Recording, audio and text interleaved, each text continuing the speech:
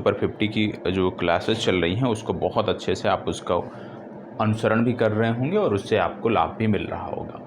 इसी क्रम में मैंने आपको बताया था कि सामान्य विज्ञान की कक्षा क्योंकि हमारी पहले से लगातार चल रही है, तो सामान्य विज्ञान के साथ अब हमारा प्रयास रहेगा कि किसी एक अन्य विषय को भी हम यहाँ पर साथ लेकर चलें, किसी एक अन्य विषय को भी हम यहाँ पर उठाएं। तो जो दूसरा विषय हम यहाँ पे शुरुआत करने जा रहे हैं, इस दूसरे विषय के बारे में आपको बता दें कि आपके यहाँ इसका बहुत ज़्यादा वेटेज देखने को मिलता है और आप कह सकते हो एक महत्वपूर्ण विषय के रूप में आप इसको ले सकते हैं, एक महत्वपूर्ण विषय के रूप में आप इसको देख सकते हैं। तो आज जो चर्चा होने जा रही है, दूसरा विषय जो हम इसमें शुरू कर रहे हैं वो हम शुरू कर रहे हैं इतिहास। और इतिहास में भी जब हम बात करते हैं तो यहाँ पे बात हो रही है आधुनिक भारत के इतिहास की, ठीक है, क्योंकि आधुनिक भारत के इतिहास का सबसे ज़्यादा वेटेज है। तो आधुनिक भारत के इतिहास से संबंधित चर्चा यहाँ पर आपको देखने को मिलेगी। याद रखिएगा ये संपूर्ण वीडियो होगी, यहाँ पे ऐसा नहीं है कि प्रीलिम्स के प्रश्न दिखाए जाएंगे और हल कराए जाएंगे, ऐसा कुछ भी नहीं है। यहाँ पे जैसे सामान्य विज्ञान का जो हमारा सेशन चल रहा है जिसमें हम डिटेल से चीज़ों को अध्ययन कर रहे हैं, उसी प्रकार से यहाँ पर भी हम डिटेल से चीज़ों का अध्ययन करेंगे। तो आइए देख लेते हैं आधुनिक भारत का इतिहास जब हम पढ़ने वाले हैं तो किस चीज़ के बारे में सबसे ज़्यादा फोकस करना है, कहाँ से शुरुआत करनी है। सबसे पहले जब हम आधुनिक भारत के इतिहास की बात करते हैं तो आपको याद रखना है कि वर्ष 1700-700 से लेकर के वर्ष विशेष रूप से यहाँ पे आपको देखने को मिलता है 1800 ईस्वी तक। एक भाग ये देखने को मिलता है जब हम कई भागों में बांटकर आधुनिक भारत के इतिहास को पढ़ते हैं। दूसरा आपको देखने को मिलता है 1800 से लेकर के 1900 ईस्वी तक। और तीसरा चरण जो इसमें देखने को मिलता है वो विशेष रूप से 1900 से लेकर भारत के आज़ादी तक देखने को मिलता है। तो इन तीन चरणों में हम समझने का प्रयास करेंगे आधुनिक भारत के इतिहास के खंड को कि किस प्रकार से हमें पढ़ना है, किस प्रकार से हमारी परीक्षाओं में यहाँ से प्रश्न बन रहे हैं। तो जो हमारी चर्चा शुरू होती है वो शुरू होती है यूरोपीय कंपनियों के आगमन से। यूरोपीय कंपनियों के आगमन से, ठीक है। हमारी जो चर्चा है वो यूरोपीय कंपनियों के आगमन से प्रारंभ होती है। यूरोपीय कंपनियों की जब हम आगमन की बात करते हैं तो आप जानते हैं कि कई सारी यूरोपीय कंपनियां थी जो भारत में आई। जैसे सबसे पहले यदि हम बात करें तो पुर्तगाली की बात हो जाती है, ठीक है, पुर्तगाली कंपनी जो थी। दूसरे पे यदि हम बात करें तो डच कंपनी आती है। अन्य कंपनियों में यदि हम बात करें तो अंग्रेज आते हैं। अंग्रेज के बाद आपको ये भी देखने को मिलता है कि डेन नामक एक कंपनी भी आती है। और पांचवा जो देखने को मिलता है फ्रांसीसी आपको देखने को मिलते हैं, ठीक है। ये कुछ यूरोपीय कंपनियां थी जो विभिन्न समय काल में भारत आई और भारत में अपने व्यापारिक एकाधिकार को लेकर के इन्होंने संघर्ष किया। अब इनमें जो सबसे ज़्यादा सफल कंपनी रही है वो रही है अंग्रेज़ों की कंपनी। अंग्रेज़ों द्वारा जो कंपनी निर्मित की गई, जो भारत में व्यापार के लिए आई, वो सबसे सफल कंपनी साबित हुई। सबसे सफल कंपनी के रूप में हम उसको देखते हैं। सबसे सफल की बात हम करते हैं जब, तो आपको पता होगा कि अंग्रेज़ों को 1757 में सबसे पहले गेट पास मिला, ठीक है। 1757 में जब इनको गेट पास मिल गया, ठीक है, प्लासी के माध्यम से, फिर बक्सर के माध्यम से इनकी स्थिति और सुदृढ़ हुई। फिर बाद में आपने देखा कि किस प्रकार से इन्होंने पश्चिम बंगाल को केंद्र बनाकर अपने राजनैतिक एकाधिकारों को लेकर के, अपने व्यापारिक एकाधिकारों को लेकर के कार्य करना प्रारंभ कर दिया। और इन्होंने व्यापारिक गतिविधियों के साथ साथ राजनैतिक गतिविधियों को भी प्रश्रय देना प्रारंभ कर दिया। राजनैतिक गतिविधियों में भी अपना इन्वॉल्वमेंट जो था वो बढ़ा दिया। इसके बाद आपने देखा कि किस प्रकार से इन्होंने मराठों को नेस्तनाबूद किया, किस प्रकार से इन्होंने मैसूर साम्राज्य को नेस्तनाबूद किया। इन सब चर्चा के बारे में आपको पढ़ा होगा आपने और देखा होगा। हम क्रमवार ढंग से जब पढ़ेंगे तो देखेंगे। और आप यह भी देखते होंगे कि 1773 में जो इन्होंने एक्ट लाया और उसके बाद से भी ये बहुत सारे एक्ट लाए, तो उन्हीं एक्ट या अधिनियमों की बदौलत इन्होंने लंबे समय तक भारत पर शासन किया और लगभग 100 साल तक लगभग 100 साल तक कंपनी का प्रभुत्व भारत पर बना रहा। और उसके बाद आप जानते हैं कि 1857 की क्रांति होती है और 1857 की क्रांति के बाद 1858 में जो आप कह सकते हो शासन था कंपनी का वो समाप्त हुआ और सीधे भारत जो था वो ब्रिटिश क्राउन के अंतर्गत आ गया, ब्रिटिश शासन के अंतर्गत आ गया। तो ये आपने देखा होगा और इसको हम क्रमवार ढंग से भी पढ़ते हुए चलेंगे। और इसी समय आपको देखने को मिलता है जब अंग्रेज लगातार भारत में अपने क्षेत्रों का विस्तार कर रहे थे, लगातार व्यापारिक गतिविधियों को छोड़कर राजनैतिक गतिविधियों में ये ज़्यादा इन्वॉल्वमेंट रख रहे थे, तो वहाँ पे देखने को मिला कि भारत में एक बुद्धिजीवी वर्ग का भी उदय होता है। और ये जो बुद्धिजीवी वर्ग था इसने जो सामाजिक रूढ़ियाँ थी, जो धार्मिक रूढ़ियाँ थी, उन पर काम करना शुरू किया, धार्मिक और सामाजिक बुराइयों को दूर करने के लिए आवाज़ उठाना शुरू किया। और सबसे पहले हिंदू धर्म से इसकी शुरुआत हुई, बाद में मुस्लिम धर्म में भी ये आंदोलन चले, इसके बाद ईसाई धर्म में भी इस तरह के सुधार आंदोलन आपको देखने को मिलते हैं। तो कहने का मतलब है कि ये जो प्रबुद्ध वर्ग था धीरे धीरे यही जब आप कह सकते हैं आगे बढ़ा, जब इसने सामाजिक और धार्मिक बुराइयों को लेकर के काम करना शुरू किया, फिर यहीं से ही आप कह सकते हैं लिंक हुआ एक वर्ग जिसने भारत में अपने स्वशासन को लेकर के, जिसने अपने अधिकारों को लेकर के भी चेतना का प्रसार करना प्रारंभ किया। आप जानते हैं 1857 के माध्यम से भारतीयों ने एक प्रयास किया था पुरानी व्यवस्था को पुनः स्थापित करने का, लेकिन इनका जो ये प्रयास था ये असफल रहा। और इसके असफल रहने के पीछे बहुत सारे कारण हैं। जब हम 1857 की क्रांति को पढ़ेंगे तो वहाँ पे डिटेल से इनको हम देखेंगे। और इसी दौरान कई राजनीतिक और धार्मिक संस्थाओं का भी जन्म हुआ और आप देखते हैं इनमें से एक प्रमुख संस्था थी वर्ष 1885 में इंडियन नेशनल कांग्रेस। और इंडियन नेशनल कांग्रेस की जब स्थापना हुई तो उसके बाद आपने देखा कि किस प्रकार से स्वराज और स्वशासन शब्दों का जन्म हुआ और इनका प्रयोग भी बड़े पैमाने पर किया जाने लगा। आप जानते हैं 9 जनवरी वर्ष 1915 को महात्मा गांधी भारत आते हैं और जब महात्मा गांधी की वापसी होती है, वापसी के तुरंत बाद जैसे चंपारण हो गया, ठीक है, चंपारण के बाद अहमदाबाद मिल मजदूर हो गया, तो कुछ महत्वपूर्ण घटनाक्रम अपने आगमन के कुछ ही वर्षों में कुछ महत्वपूर्ण आंदोलनों में महात्मा गांधी ने अपने नेतृत्व का लोहा मनवाया और उसी के बाद शुरू हो जाता है गांधी युग, उसी के बाद शुरू हो जाता है गांधी का काल। और आपको देखने को मिलता है कि वर्ष 1919 से जब वर्ष 1919 का जब जलियांवाला बाग हत्याकांड हुआ था तो वहाँ पे महात्मा गांधी ने कहा भी था कि जिस प्रकार से पलासी ने अंग्रेज़ों की नींव रखी भारत में, उसी प्रकार से इस जलियांवाले बाग हत्याकांड ने उस नींव को हिला दिया है। और उसी के बाद से महात्मा गांधी के युग की शुरुआत होती है, आप कह लीजिए गांधी युग की शुरुआत होती है। और फिर वर्ष 2021 में आप कह लीजिए कि ये चीज़ें आगे बढ़ने लगती हैं। इसी के समानांतर जैसे एक तरफ गांधी युग चल रहा था, गांधी विचारधारा से लोग जुड़ रहे थे, उसी के समानांतर भारत में एक दूसरी विचारधारा, एक दूसरी नहीं कह सकते, कई सारी अन्य विचारधाराएं भी उसी के समानांतर चल रही थी, चाहे वो क्रांतिकारी गतिविधियों की बात हो, चाहे अन्य गतिविधियों की बात हो, चाहे भगत सिंह की बात हो, ठीक है, भगत सिंह हो गए, भगत सिंह के बाद आप जानते हैं कि बहुत सारे और क्रांतिकारी थे, चाहे वो पश्चिम बंगाल को जोड़ लीजिए या अन्य को जोड़ लीजिए। तो इस प्रकार से कई सारे अन्य विचारधाराओं का भी उदय गांधी युग के साथ साथ हुआ और उन्होंने भी कहीं ना कहीं भारतीय स्वतंत्रता में अपने योगदान को दिया और भारतीय स्वतंत्रता के मार्ग को प्रशस्त किया। तो सबसे पहले हम देखते हैं, जैसे हमने कहा कि हमें देखना है यूरोपीय कंपनियों का आगमन, और यूरोपीय कंपनियों के आगमन में सबसे पहले हम बात करने वाले हैं पुर्तगाली की। तो यहाँ पे जो चर्चा प्रारंभ होती है वो सबसे पहले यूरोपीय कंपनियों के आगमन से प्रारंभ होती है और सबसे पहले जो बात होती है वो पुर्तगालियों की बात होती है, ठीक है। सबसे पहले पुर्तगालियों की बात होती है। आप जानते हैं कि जब पुर्तगाली भारत आए तो इसके पीछे एक कारण था। कारण क्या था? जल मार्ग से जब इन्होंने खोज की भारत की तो इससे पीछे एक कारण था। आप जानते होंगे ऑटोमन साम्राज्य आपने सुना होगा, कुस्तुनतुनिया का नाम आपने सुना होगा। तो जब क्योंकि पहले यूरोपवासी जो थे वो स्थल मार्ग के माध्यम से पूर्व की तरफ व्यापार करते थे, लेकिन जब बीच में ऑटोमन साम्राज्य का विस्तार हुआ, ऑटोमन साम्राज्य एक महत्वपूर्ण शक्ति केंद्र के रूप में उभर कर आया, तो ये जो स्थल मार्ग वाला इनका रूट था ये पूरी तरह से प्रतिबंधित हो गया, पूरी तरह से ये अवरुद्ध हो गया।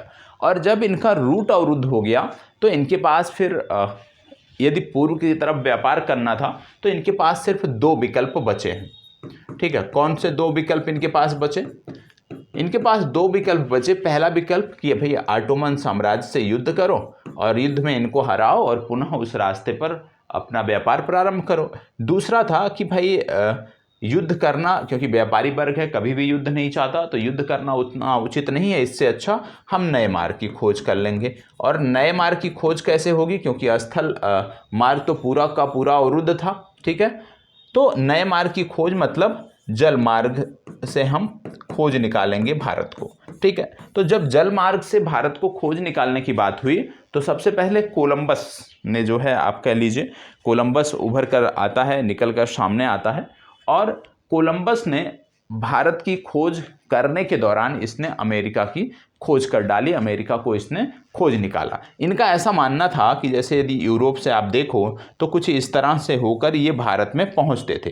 तो इनका मानना था कि यदि हम यहाँ से, यदि हम, ये हमारा पॉइंट है पुर्तगाल, यहाँ से हम शुरू करते हैं, ठीक है, कुछ नीचे जाते हैं, तो इतना पूर्व में जाने से अच्छा है कि हम थोड़ा पश्चिम में मूव कर जाएं और फिर हम भारत के इस तरह से भारत के इस बिंदु पर पहुंच सकते हैं। तो वही किया कोलंबस ने। और इसने जब ये किया तो उसको नहीं पता था कि यहाँ भी एक संरचना है, एक यहाँ पे भी आप कह सकते हो स्थल खंड है, और फिर इसने जाकर अमेरिका की खोज कर दी। तो कोलंबस सबसे पहला यात्री था जिन्होंने आप कह सकते हो नए जलमार्गों की खोज के लिए कदम बढ़ाए और इसने जाकर अमेरिका की खोज कर दी। इसके बाद आपको देखने को मिलता था कि क्योंकि इस समय में आप जानते हैं समस्याएं भी बहुत सारी थी कि जैसे कि दिशा सूचक यंत्र नहीं हुआ करते थे, जो नौकाएं थी वो इतनी सक्षम नहीं हुआ करती थी कि वो हजारों मील की यात्रा कर सकें, समुद्र की थपेड़ों को झेल सके।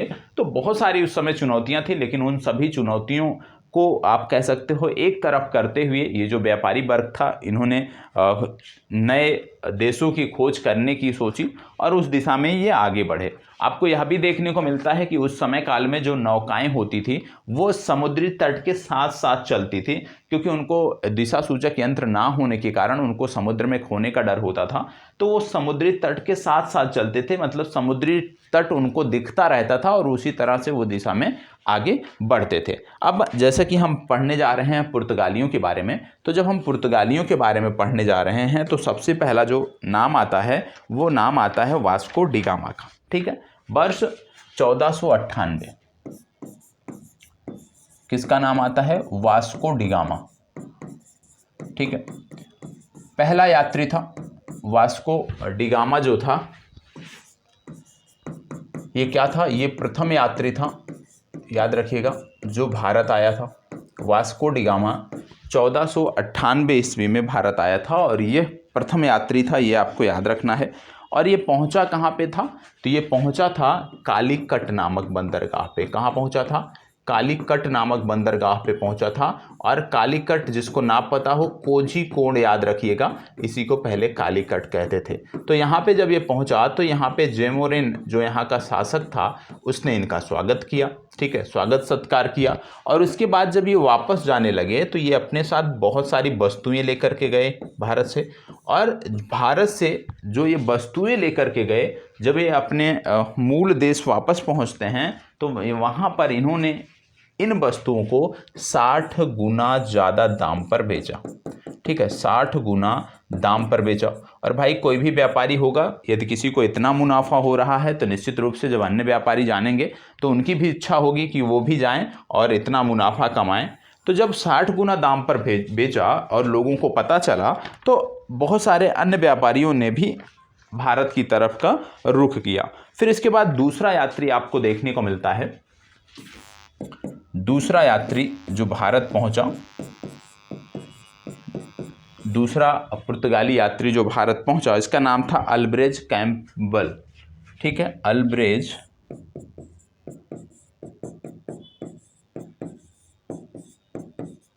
कैम्पबेल। ठीक है, अल्ब्रेज कैम्पबेल जो था ये दूसरा यात्री था जो भारत पहुंचा, व्यापार के लिए पहुंचा, ये आपको पता होना चाहिए। और इसके साथ साथ यह भी आपको याद रखने की ज़रूरत है कि ये आया कब? ये भारत पहुंचा 1500 ईस्वी में। ठीक है, 1500 ईस्वी में भारत पहुंचा। और इस प्रकार से फिर यात्रियों के आने का जो क्रम था वो शुरू हो गया और कई सारे यात्री इस प्रकार से आते गए। लेकिन हमें सिर्फ पहले और दूसरे की बात याद रखना है। इसके बाद फिर आप जानते हैं जब व्यापार प्रारंभ हो गया, व्यापारी आने लगे, फिर क्या हुआ कि यहाँ पे पुर्तगाल में भी एक कंपनी का निर्माण हुआ। ठीक है, और कंपनी होगा तो उसके कुछ आप कह सकते हैं गवर्निंग बॉडी होगी। तो वहाँ पे जो एक गवर्निंग बॉडी थी, वहाँ से एक गवर्नर को जो है भारत भेजा गया, और पहला पुर्तगाली गवर्नर जो भारत आया उसका नाम था फ्रांसिस्को डी अल्मीडा। क्या नाम था? फ्रांसिस्को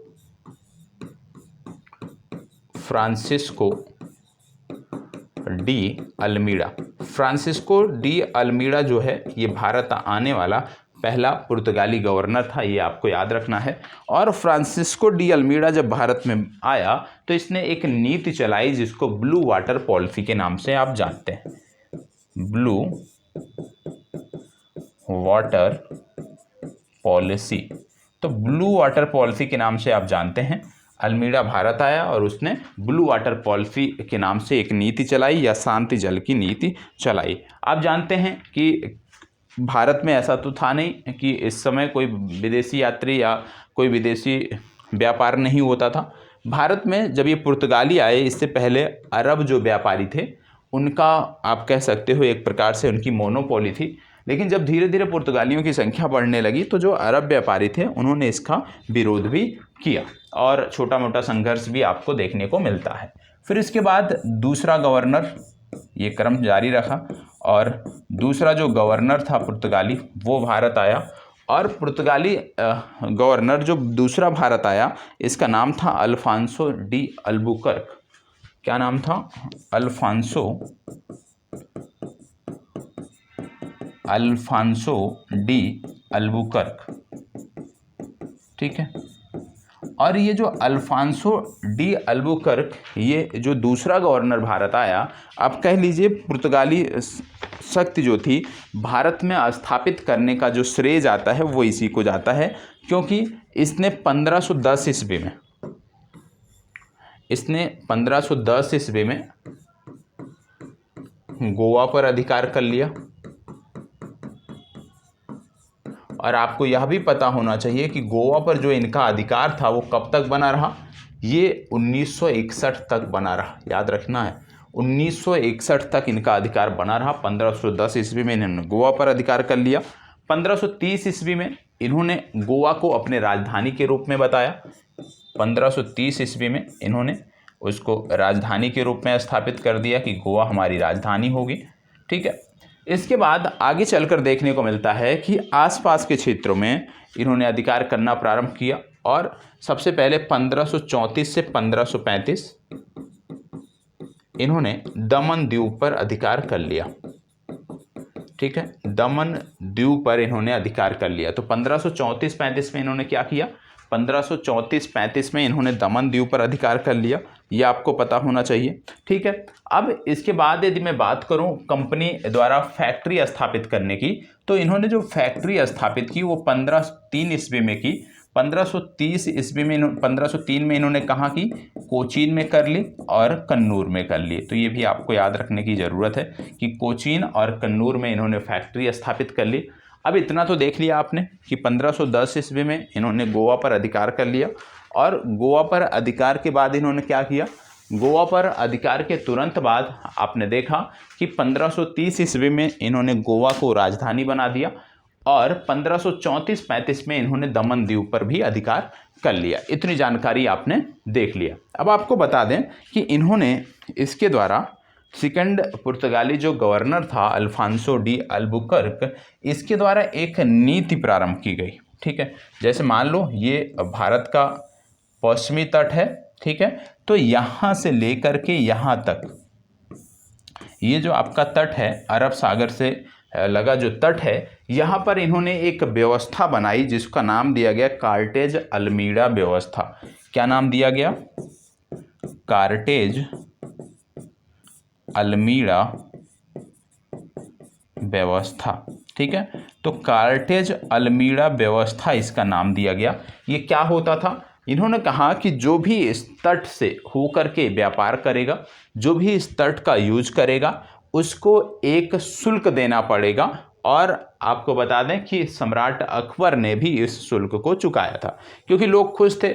खुश इसलिए थे कि मतलब यदि यहाँ पे सबसे पहली बात, कार्टेज का मतलब होता है कि एक विशेष प्रकार का शुल्क हो गया। अल्मीड़ा का मतलब था कि यहाँ पे जहाज़ों का एक काफिला आप कह लीजिए, ठीक है, यहाँ पे तैयार किया गया था, एक स्थापित किया गया था, तो ये आपको पता होना चाहिए, ठीक है। तो यहाँ पे जहाज़ों का एक काफिला खड़ा होता था, यदि आप शुल्क देते थे तो आपकी ये रक्षा करते थे, आपको आप कह सकते हो समुद्री लूटपाट से आपको सुरक्षित रखते थे। यदि आप नहीं देते थे तो आप आपसी संघर्ष में जो संबंधित व्यक्ति का या संबंधित सम्राट का जहाज होता था उसको नष्ट कर दिया जाता था, क्योंकि ये यहाँ पे बहुत व्यवस्थित तरीके से ये स्थापित हो चुके थे। तो कार्टेज अल्मीड़ा व्यवस्था इन्होंने चालू की थी, ये आपको याद रखना है, जिससे कि ये जो समुद्री तट है इस पर इनका पूरा नियंत्रण बना रहे, क्योंकि इनको चिंता थी कि आने वाले समय में हो सकता है कि अन्य प्रतिद्वंदी भी यहाँ पर आएँ।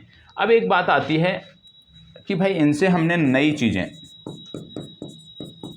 चीज़ें हमने क्या क्या सीखी।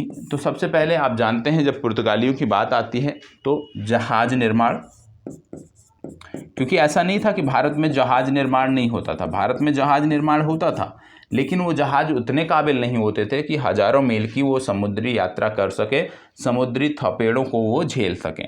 दूसरी बात, ये अपने साथ तंबाकू लेकर आए, तो तंबाकू, प्रिंटिंग प्रेस की जब हम बात करते हैं तो इसका भी ज्ञान इन्हीं के द्वारा भारत को दिया गया। तो नई चीज़ें जो थी, जहाज निर्माण, तंबाकू और प्रिंटिंग प्रेस, इसको आपको याद रखने की ज़रूरत है, ये बहुत अनिवार्य है, ये आपको पता होना चाहिए। इसके साथ साथ जब हम आगे बढ़ते हैं तो आगे आपको कुछ चीज़ें और भी ध्यान में रखने की ज़रूरत है। जैसे इतनी चीज़ें तो हो गई, जिसको समझ में आ गया है नोट कर लें, ठीक है, जिनको नहीं समझ में आया है तो एक बार फिर से समझने का प्रयास करें। तो ये तो हो गई बात पुर्तगालियों की। पुर्तगालियों के बाद जो दूसरी चर्चा होती है वो होती है डचों की, ठीक है। किसकी चर्चा होती है? डचों की चर्चा होती है। दूसरी चर्चा डचों की होती है पुर्तगालियों के बाद। और डचों की जब बात करें तो डच कंपनी की जब बात आती है तो वर्ष की बात आती है 1602, ठीक है, वर्ष 1602 की बात आती है। तो डचों की बात आती है, वर्ष 1602 की बात आती है। और आपको बता दें कि जब डच की हम बात करते हैं, इन्हीं को बोला जाता था हॉलैंड के निवासी, ठीक है, या यदि आपसे बोल दिया जाए नीदरलैंड तो गलत नहीं होगा, ठीक है। हॉलैंड उस समय एक प्रमुख क्षेत्र हुआ करता था, मान लो ये नीदरलैंड है तो ये इसके पश्चिमी भाग में एक प्रमुख क्षेत्र हुआ करता था जिसको हॉलैंड नाम से पुकारा जाता था, और ये उसी से जोड़ करके था। तो ये आपको याद रखना है, डच का मतलब हॉलैंड या नीदरलैंड, जो भी आप कहेंगे सही है, ठीक है। अब आपको बता दें कि पुर्तगालियों की लगभग 100 साल की मोनोपोली के बाद कोई उनका प्रतिद्वंदी उभर कर आया था, ठीक है। 100 साल की इनकी मोनोपोली थी, उसी के बाद कोई प्रतिद्वंदी इनका निकल कर आया, और ऐसा आने वाले जो है वो डच थे। 1602 ईस्वी में इन्होंने कंपनी बनाई। कंपनी बनाने के बाद सदन से, इनके संसद से इनको ये अधिकार मिला कि ये किसी भी देश के साथ व्यापार कर सकते हैं, किसी भी देश के साथ ये युद्ध कर सकते हैं, किसी भी क्षेत्र पर अपना नियंत्रण कर सकते हैं, और इन सब में संबंधित देश इनकी मदद करेगा। तो संसद से एक आप कह सकते हो कि एक अधिकार इनको मिला एक विशेष व्यवस्था के तहत, और इसी के बाद से ये निकले। और इन्होंने, क्योंकि आप जानते हैं पश्चिमी तट की यदि हम बात करें तो यहाँ पुर्तगालियों का पूरा कंट्रोल था, तो इन्होंने पश्चिमी तट पर नहीं गए ये, बल्कि इन्होंने पूर्वी तट से प्रवेश करने का मन बनाया। और जब पूर्वी तट की बात आती है तो सबसे पहले आपको याद रखना है कि 1605 ईस्वी में पूर्वी तट पर मछलीपट्टनम याद रखना है, 1605 ईस्वी में मछलीपट्टनम में पहली फैक्ट्री इन्होंने बनाई, और इन्होंने अपनी दूसरी फैक्ट्री नेगापट्टनम में बनाई। कहाँ बनाई? नेगापट्टनम में इन्होंने अपनी दूसरी फैक्ट्री तैयार की। तो ये दोनों आपको याद रखना है, मछलीपट्टनम और नेगापट्टनम। और इन्होंने विशेष रूप से इनके द्वारा एक सिक्के का प्रयोग किया गया जिसको बोला गया पैगोडा, ठीक है।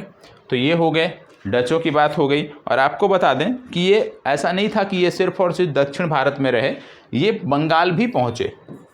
ये पश्चिम बंगाल भी पहुँचे और पश्चिम बंगाल में भी इन्होंने फैक्ट्री की स्थापना की। पश्चिम बंगाल में जो इनके द्वारा पहली फैक्ट्री स्थापित की गई वो पिपली में स्थापित की गई, और इनके द्वारा जो दूसरी फैक्ट्री स्थापित की गई वो कोलकाता में स्थापित की गई। याद रखना है, कलकत्ता में स्थापित की गई। कहाँ पे? चिनसुरा। और यहाँ पे एक किले का भी निर्माण किया गया। चिनसुरा में एक किले का भी निर्माण किया गया जिसका नाम था गुस्तावुस फोर्ट। गुस्तावुस फोर्ट। तो ये भी याद रखना है कि भाई गुस्तावुस फोर्ट का निर्माण किसने किया? गुस्तावुस फोर्ट का जो निर्माण था वो डचों द्वारा किया गया था। कब?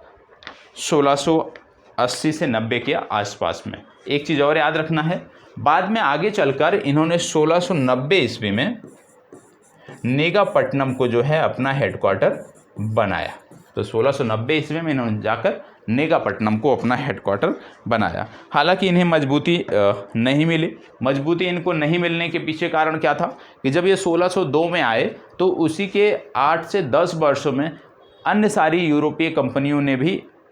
यूरोपीय देशों ने भी भारत में अपनी दिलचस्पी दिखाई, और ये स्थापित उतने अच्छे से नहीं हो सके जितने अच्छे से पुर्तगालियों को मौका मिला था। और इससे क्या हुआ कि एक प्रतिस्पर्धा का माहौल यहाँ पर बन गया, और विशेष रूप से जो प्रतिस्पर्धा का माहौल यहाँ पे बना तो उस प्रतिस्पर्धा के माहौल में सारे टिक नहीं पाए। ठीक है, प्रतिस्पर्धा के माहौल में सारे टिक नहीं पाए। विशेष रूप से आप जानते हैं कि जो प्रतिस्पर्धा थी जिसमें लंबे समय तक संघर्ष चला वो अंग्रेज़ों और फ्रांसीसियों के मध्य चला। ठीक है, अंग्रेज़ों और फ्रांसीसियों के मध्य लंबा संघर्ष चला, बाकी और किसी के मध्य कोई संघर्ष नहीं हुआ, कोई टिक नहीं सका। हालांकि पुर्तगाली थे जो अंग्रेज़ों का सामना कर सकते थे, लेकिन ये भी अंग्रेज़ों से युद्ध नहीं किए, जिसके पीछे एक कारण था। आप जानते थे कि यूके के जो सम्राट थे जिनका नाम था चार्ल्स द्वितीय, उनका विवाह हुआ था पुर्तगाल की राजकुमारी कैथरीन के साथ। तो क्योंकि यहाँ पे इनके बीच वैवाहिक संबंध हो गए थे, ठीक है, वैवाहिक संबंधों के बाद आप जानते हैं उपहार स्वरूप बम्बई भी इनको प्राप्त हो गया था।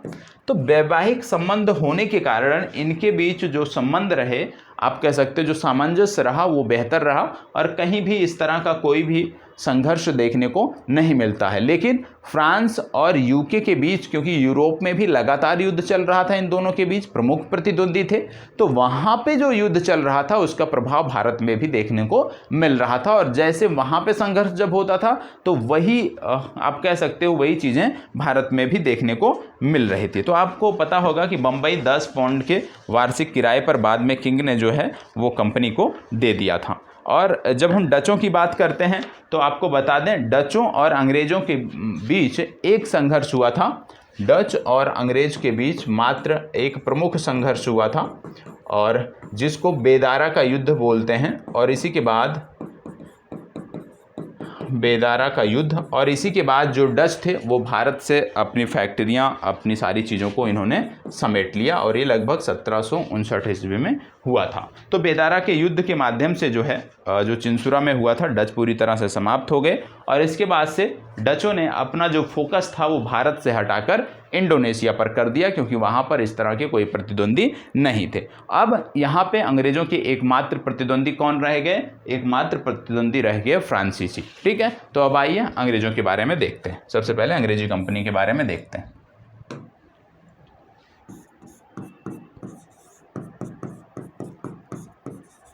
ठीक है, अब अंग्रेज़ भारत में आने की जब हम बात करते हैं अंग्रेज़ों की, तो आप जानते हैं सबसे पहले 1599 में इन्होंने एक व्यापारिक कंपनी बनाई, जिसका बाद में नाम बदलकर इन्होंने ईस्ट इंडिया कंपनी कर दिया। ठीक है, तो 1599 में इन्होंने आधारशिला रखी एक कंपनी की, जिसमें 70 लोगों ने अपना आप कह सकते हो कि पैसा लगाया, और इसमें ब्रिटेन की महारानी भी शामिल थी। वर्ष 1600 में इनको 15 वर्षों के लिए व्यापार की अनुमति मिली वर्ष 1600 ईस्वी में। और उसी के बाद से आपको देखने को मिलता है कि ब्रिटेन की महारानी की अनुमति लेकर के ये व्यापार करने निकल पड़े। और सबसे पहले जब भारत की हम बात करते हैं तो ये जेम्स प्रथम का पत्र लेकर के ये पहुँचे। ये सम्राट जेम्स प्रथम का पत्र लेकर के ये किसके दरबार में पहुँचे? ये जहांगीर के दरबार में पहुँचे। और इसका नेतृत्व किसने किया? नेतृत्व की यदि हम बात करें तो याद रखिएगा, बहुत महत्वपूर्ण नाम है, कैप्टन हॉकिंस। ठीक है, कैप्टन हॉकिंस ने नेतृत्व किया। और कैप्टन हॉकिंस क्योंकि फारसी भी बोलता था और इसी के कारण इसको एक उपाधि यहाँ पे दी गई जिसका नाम था इंग्लिश खान। तो इंग्लिश खान की उपाधि कैप्टन हॉकिंस को दी गई। इन्होंने प्रयास किया जहांगीर से कि व्यापार की अनुमति मिल जाए, लेकिन यहाँ पर इनको सफलता नहीं मिली। आगे चलकर फिर इन्होंने क्या किया? यहाँ पे तो सफलता नहीं मिली, तो इन्होंने क्या किया कि आगे चलकर 1611 ईस्वी में मछलीपट्टनम, ठीक है, 1611 ईस्वी मछलीपट्टनम दक्षिण भारत, और 1613 ईस्वी में सूरत में उत्तर भारत में अपनी फैक्ट्री स्थापित की। तो याद रखिएगा, उत्तर भारत सूरत में 1613, दक्षिण भारत में 1611 मछलीपट्टनम में इन्होंने अपनी फैक्ट्री की स्थापना की। और क्योंकि एक बार इनको सफलता नहीं मिली तो ऐसा नहीं था कि ये थक हार कर बैठ गए थे, इन्होंने फिर से प्रयास किया और अब टॉमस रो को 1615 ईस्वी में जहांगीर के दरबार में भेजा गया। किसको भेजा गया? टॉमस रो को भेजा गया जहांगीर के दरबार में। ठीक है, यहाँ पर भी बहुत ज़्यादा सफलता इनको नहीं मिली। तो इसके बाद से इन्होंने क्या किया? इन्होंने अपना जो फोकस था वो दक्षिण भारत पर करना प्रारंभ कर दिया। ठीक है, इसके बाद इन्होंने क्या किया कि अपना फोकस दक्षिण भारत में करना प्रारंभ कर दिया। ठीक है, अब दक्षिण भारत में इन्होंने करना प्रारंभ कर दिया तो वहाँ पर इनको सफलता भी मिली। आप जानते होंगे गोलकुंडा के जो सुल्तान थे, गोलकुंडा के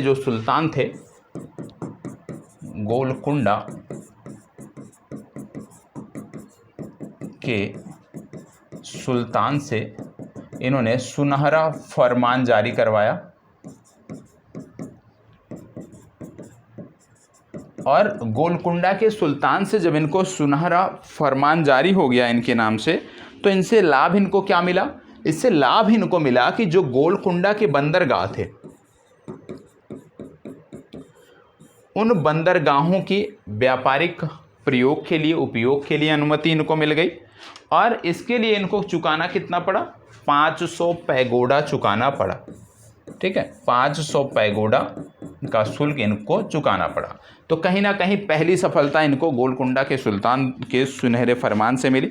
और फिर आगे चलकर क्या हुआ, ये यदि हम समय की बात करें तो ये जो समय था, यदि मैं बात करूं तो ये 1632 के आसपास का समय था। और इसके बाद आगे चलकर आगे के कुछ वर्षों में आप जानते हैं 1661 ईस्वी में, जैसे कि मैंने आपको बताया था कि पुर्तगाल की राजकुमारी और इंग्लैंड के या यूके के जो शासक थे उनके बीच वैवाहिक संबंध हो गया। और उसके कारण इनको इंग्लैंड के शासक के द्वारा, राजा के द्वारा बम्बई जो है किराए पर मिल गया। बम्बई किराए पर मिला। राजा को बम्बई कहाँ से मिला? दहेज में मिला या गिफ्ट में मिला। और फिर उन्होंने कंपनी को जो है ये इसको किराए पर दे दिया। मात्र कितना किराया? तो 10 पाउंड के किराए पर इनको इसको दे दिया। अब यहाँ पे एक चीज़ याद रखना है कि यदि प्रश्न पूछ लिया जाए कि बम्बई को ईस्ट इंडिया कंपनी को बम्बई किसके द्वारा मिला, तो सम्राट के द्वारा मिला, ना कि पुर्तगालियों के द्वारा, क्योंकि पुर्तगालियों ने तो सम्राट को दिया था और सम्राट ने उसको किराए पर दिया। ठीक है, तो ये आपको याद रखने की ज़रूरत है। अब आपने देखा कि दक्षिण भारत में गोलकुंडा के आसपास का क्षेत्र में ये अच्छे रूप से स्थापित हो गए और बम्बई भी अब इनको मिल गया। और आप जानते हैं बम्बई और सूरत जो हैं ये प्रमुख व्यापारिक केंद्र के रूप में थे। और आज भी जब प्रमुख व्यापारिक केंद्रों का नाम लिया जाता है तो इसमें इनका नाम आता है। अब इसके बाद क्या हुआ? 1639 ईस्वी में, ये तो 1661 की बात है, 1639 ईस्वी में क्या हुआ? फ्रांसिस डे का नाम आपने सुना होगा। फ्रांसिस डे ने क्या किया? चंद्रगिरी के राजा से मद्रास को पट्टे पर ले लिया। चंद्रगिरी के राजा से मद्रास पट्टे पर ले लिया। तो आपने देखा कि 1661 आते आते इनके पास प्रमुख व्यापारिक केंद्र जो भारत के थे वो इनके अंतर्गत आ गए, और फिर जब इन्होंने मद्रास को पट्टे पर लिया तो फोर्ट सेंट जॉर्ज की स्थापना इन्होंने की। क्या बनाया यहाँ पे? Fort Saint George. Fort Saint George की स्थापना इनके द्वारा यहाँ पर की गई। तो चंद्रगिरी की राजा से इन्होंने मद्रास को पट्टे पे लिया और वहाँ पे इस किले का निर्माण किया। इसके बाद आपने देखा होगा कि 1698 ईस्वी, अब इनके पास भारत के प्रमुख व्यापारिक केंद्रों में बचा क्या था? वो बचा था पश्चिम बंगाल। ठीक है, अब इन्होंने क्या किया कि 1698 ईस्वी में जो बंगाल का सूबेदार था जिसका नाम था असीम उस शान, क्या नाम था? असीम उस शान। असीम उस शान से इन्होंने क्या किया? असीम उस शान से इन्होंने बंगाल के कुछ क्षेत्र जिनको बोलते हैं सुल्तानती, गोविंदपुर, सुल्तानती, गोविंदपुर और कालीकाता, ये तीनों क्षेत्र मिलाकर आज का जो कलकत्ता है उसकी हम बात करते हैं, या उस समय का जो कलकत्ता हुआ था उसकी बात करते थे। और कलकत्ता की जब हम बात करते हैं तो जॉब चारनॉक का नाम आपको याद रखना है, क्योंकि इसकी आधारशिला जो थी इन्होंने रखी थी। ठीक है, तो जॉब चारनॉक का नाम आपको याद रखना है। तो इन्होंने क्या किया 1698 ईस्वी में कि बंगाल का जो सूबेदार था असीम उस शान, उससे 12,000 रुपये में, 12,000 रुपये में ये जो क्षेत्र था सुल्तानती, गोविंदपुर और कालीकता, या आप कह लीजिए कलकत्ता का जो ये क्षेत्र था उसकी जमींदारी प्राप्त कर ली। तो यहाँ पे जमींदारी इसको मिल गई। फिर 1717 आते आते आप जानते हैं फर्रुख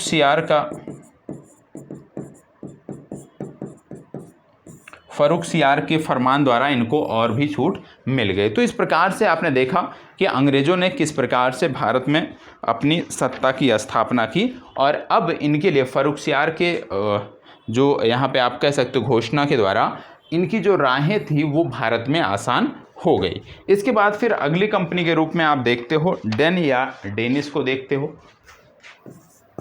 डेन या डेनिस कंपनी के बारे में आपने देखा। तो जब ब्रिटेन में बहुत सारी कंपनियां भारत से व्यापार कर रही थी, मुनाफा कमा रही थी, तो जो भी देश सक्षम थे वो सभी चाहते थे कि वो भी इसका लाभ उठाएं। तो इन्होंने भी क्या किया कि 1616 ईस्वी में एक कंपनी बनाई। 1616 ईस्वी में एक कंपनी बनाई और उस कंपनी को व्यापार करने के लिए भारत भेज दिया। भारत में ये आए तो इन्होंने 1620 ईस्वी में तमिलनाडु के त्रैंकोबार में अपनी फैक्ट्री स्थापित की। इसके बाद 1676 में श्रीरामपुर में इन्होंने अपनी फैक्ट्री स्थापित की। श्रीरामपुर पश्चिम बंगाल में पड़ता था। इन्होंने अपनी फैक्ट्री स्थापित की और बाद में 1745 में जो भी इनकी फैक्ट्रियां थी भारत में उसको अंग्रेज़ों के बेचकर ये चले गए। इसके पीछे कारण क्या था? क्योंकि ये पहले से ये जो देश था ये पहले से खस्ता हाल था। ठीक है, क्योंकि ये अपने लगातार वहाँ पे यूरोप में युद्ध चल रहे थे और वहाँ पे लगातार ये युद्ध लड़ रहे थे, तो इनकी हालत जो है वो पहले से ही दयनीय थी। और जब ये भारत में आए और यहाँ पर जब इनको पूंजी की आवश्यकता पड़ती थी तो वो उनके संबंधित देश से मिल नहीं पाती थी, क्योंकि वो पहले से ही वहाँ पे तंगी से गुजर रहे थे, आर्थिक तंगी से गुजर रहे थे। इसलिए ये कई बार भारत आए और गए और इस प्रकार से अंततः इन्होंने 1745 ईस्वी में जब संबंधित देश से बहुत ज़्यादा सपोर्ट नहीं मिला तो ये अपने आप की जो सारी फैक्ट्रियाँ थी उसको बेचकर यहाँ से पूर्ण रूप से निकल गए। इसके बाद फिर बात आती है फ्रांसीसियों की, जो कि अंग्रेज़ों के प्रमुख प्रतिद्वंदी के रूप में थे। और आपको यहाँ पे एक चीज़ और याद रखना है, जब फ्रांसीसियों की बात करते हैं इनकी जो कंपनी थी वो उसका जो नियंत्रण था वो गवर्नमेंट कर रही थी, मतलब एक सरकारी कंपनी थी। अंग्रेज़ों की जो कंपनी थी ईस्ट इंडिया कंपनी वो क्या थी? एक प्राइवेट कंपनी थी, एक निजी कंपनी थी। ये आपको याद रखना है। 1664 ईस्वी की बात आती है जब फ्रांसीसियों की हम बात करते हैं। 1664 ईस्वी में इस समय यहाँ पे लुई 14वें का शासन हुआ करता था। ठीक है। और इनका पहले से ही युद्ध लगातार यूके से चल रहा था, ये आपको याद रखना है। और यहाँ पे कोलबर्ट थे जो इनके वित्त मंत्री थे, क्योंकि ये जो कंपनी बनाई गई व्यापार के लिए, ये कोलबर्ट के ही दिमाग की उपज थी, जो कि लुई 14वें के वित्त मंत्री थे। इन्होंने भी 1668 ईस्वी में सूरत में अपनी पहली फैक्ट्री बनाई। 1668 में सूरत में इन्होंने अपनी पहली फैक्ट्री की स्थापना की। इसके बाद आपको देखने को मिलता है कि 1673 ईस्वी में इन्होंने पांडिचेरी पर अधिकार किया। पांडिचेरी को जो है वो हेडक्वार्टर के रूप में बनाया। पांडिचेरी को हेडक्वार्टर के रूप में इन्होंने बनाया, ये आपको पता होना चाहिए, ठीक है। अब बात आती है अंग्रेज वर्सेस फ्रांसीसियों की जो लड़ाई थी, क्योंकि जैसे मैंने कहा कि प्रमुख प्रतिद्वंदी यही थे, बाकी तो सारे हट गए थे, ठीक है। अब क्योंकि यूरोप में जो लड़ाइयाँ चल रही थी उसका असर इन पर भी होता था, और भारत में इनके जो युद्ध होते थे उसका नाम दिया गया कर्नाटक युद्ध। तो जो कर्नाटक युद्ध थे, कर्नाटक युद्ध की जब हम बात करते हैं तो ये विशेष रूप से अंग्रेज और फ्रांसीसियों के मध्य युद्ध हुए। इनको कर्नाटक युद्ध क्यों नाम दिया जाता था? कर्नाटक युद्ध इसलिए नाम दिया जाता था क्योंकि ये जो युद्ध थे ये कर्नाटक की गद्दी को लेकर के थे, जिसमें हैदराबाद और कर्नाटक की बात आती है। तो क्योंकि कर्नाटक की गद्दी को लेकर के ये संघर्ष हो रहा था, इसलिए इसको कर्नाटक युद्ध नाम दिया गया था। आप जानते हैं औरंगजेब की मृत्यु के बाद एक बड़ा साम्राज्य वो अपने पीछे छोड़कर गया था, और अंग्रेज और फ्रांसीसी दोनों चाहते थे कि जो क्षेत्र हैं उस पर उनके चहेते जो हैं वो गद्दी पर बैठें, और इसी को लेकर के कर्नाटक युद्ध जो है वो प्रारंभ हुआ था, क्योंकि दोनों का प्रयास था कि अपने अपने लोगों को यहाँ पे गद्दी पे बैठाया जाए। और यहाँ पे याद रखना है कि जब हम बात करते हैं कि जो इनके बीच संघर्ष हुए, फ्रांसीसियों के बीच जो संघर्ष हुए, उसमें सबसे पहला जो प्रथम कर्नाटक युद्ध की जब हम बात करते हैं, इनमें जो आप कह लीजिए संधियाँ हुई हैं वो महत्वपूर्ण हैं। तो प्रथम कर्नाटक युद्ध की जब हम बात करते हैं, इसमें ये बहुत ही बेहतर स्थिति में थे, फ्रांसीसी बहुत ही बेहतर स्थिति में थे, और 1746 से 1748 के बीच ये युद्ध लड़ा गया था। और इसमें एक संधि हुई थी, इस संधि को जो नाम दिया गया वो आपको याद रखना है, ए ला शापेल की संधि। क्या याद रखना है? ए ला शापेल की संधि। और ये जो स्थान है ये कहाँ पे पड़ता था? एला सापेल।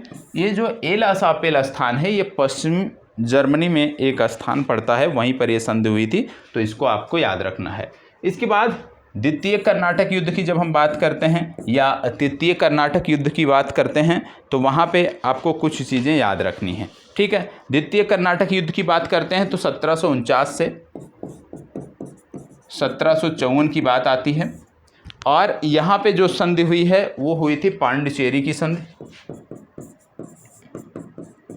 पांडिचेरी की संधि, ये आपको याद रखना है, ठीक है। इसके बाद तृतीय कर्नाटक युद्ध की जब हम बात करते हैं तो तृतीय कर्नाटक युद्ध जो था 1756 से 1763, और इसी में एक प्रमुख युद्ध हुआ था इसी बीच में, जिसको बोला जाता था, इसी को नाम दिया गया था सप्तवर्षीय युद्ध, क्योंकि यूरोप में एक युद्ध चल रहा था उसका नाम था सप्तवर्षीय, तो उससे जोड़कर इसको सप्तवर्षीय युद्ध का नाम दिया गया था। और इसी के अंतर्गत 1760 ईस्वी में एक युद्ध हुआ था, वांडीवास का युद्ध, जो कि निर्णायक युद्ध था, और इसमें जो संधि हुई थी वो हुई थी पेरिस की संधि। और वांडीवास के युद्ध में ये जो पेरिस की संधि हुई थी, इसी के माध्यम से जो फ्रांसीसियों का शासन था वो भारत में पूरी तरह से समाप्त हो गया था। आपको जैसे यहाँ पे बता दूँ दो चीज़ें आपको, जैसे कि हमने देखा कि जो कर्नाटक युद्ध थे इसमें विशेष रूप से कर्नाटक की गद्दी को लेकर के ये युद्ध लड़े जा रहे थे, कर्नाटक की गद्दी पर अधिकार को लेकर के ये युद्ध लड़े जा रहे थे। तो आपने तीनों कर्नाटक युद्धों को देखा क्रम से, उनमें कौन कौन सी संधियाँ हुई उसके बारे में आपने देखा। इसमें जो प्रयास था, इसमें प्रयास था कि अपने लोगों को गद्दी पर बैठाया जाए, और इसमें चाहे वो कर्नाटक की बात करें चाहे वो हैदराबाद की बात करें। जैसे हैदराबाद में यदि हम बात करें तो नासिर जंग जो थे, नासिर जंग आपको बता दें कि इनका समर्थन ईस्ट इंडिया कंपनी कर रही थी, और मुजफ्फर जंग की जब बात करें तो इनका समर्थन था वो फ्रांसीसी कर रहे थे। इसी तरह से चंदा साहब का समर्थन फ्रांसीसी कर रहे थे, और अनवरुद्दीन की जब हम बात करते हैं तो ईस्ट इंडिया कंपनी इनका समर्थन कर रही थी।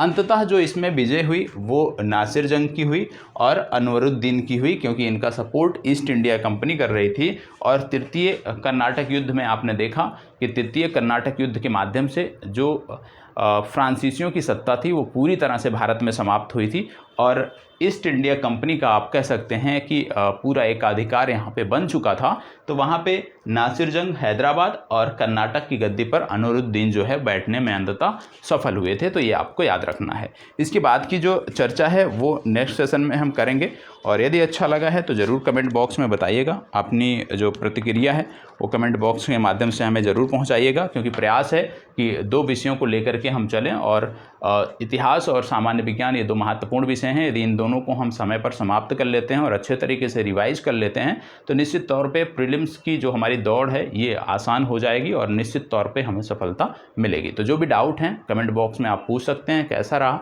ये सेशन, इसके लिए भी रिव्यू आप कमेंट बॉक्स में दीजिए। धन्यवाद, बहुत बहुत आभार।